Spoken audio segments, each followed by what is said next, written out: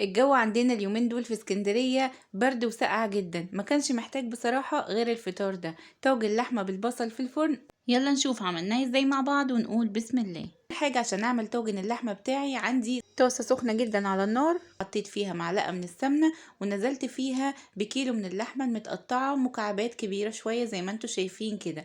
هسيبها بقى لما تتشمع كده، وطبعا النار عندي عالية جدا. هديها اثناء ما هي بتتشوح معلقة كبيرة فلفل اسود، معلقة كبيرة 7 بهارات، وكمان نص معلقة من حبهان البودر.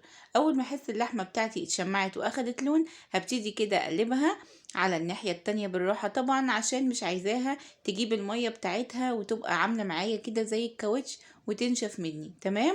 اول ما لقيتها كده اتشمعت، هبتدي اقلبها كده بالراحة زي ما انتوا شايفين، عشان كمان تتشمع على الناحية التانية وتاخد لون ذهبي بسيط. اول ما اللحمه بتاعتي اتشمعت كده على الناحيتين واتشوحت، هنزل عليها ب3 فصوص من الثوم الشرايح. هديها تشويحه كده مع اللحمه لغايه لما اشم ريحه الثوم بتاعتي، ودي حقيقي بتفرق جدا في طاجن اللحمه بالبصل اللي هنعمله مع بعض النهارده. تمام. بعدين هنزل عليها ب3 ورقات كده من اللورة، بيدوها برضو ريحه حلوه جدا وبيشد اي زفاره منها.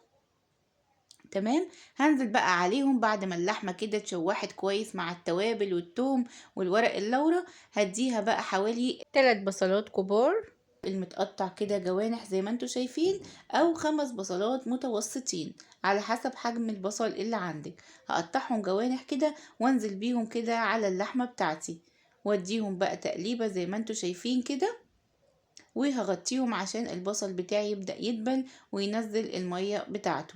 من وقت للتاني بفتح الغطا واديها تقليبة لغاية لما احس البصل بتاعي اخد سنة كرملة. هنزل عليه بقى بطماطمتين كده مبشورين. تمام. بيفرقوا جدا جدا في الطعم وفي لون الطاجن بتاعي زي ما انتوا شايفين كده. هديهم تقليبة بقى مع اللحمة والبصل. تمام.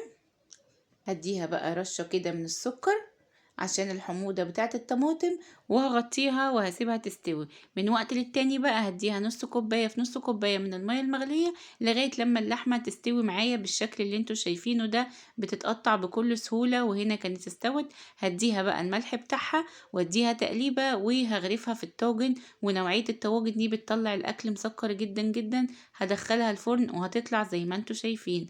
اتمنى يا رب تجربوه ويعجبكم. صوما مقبولا وافطارا شهيا.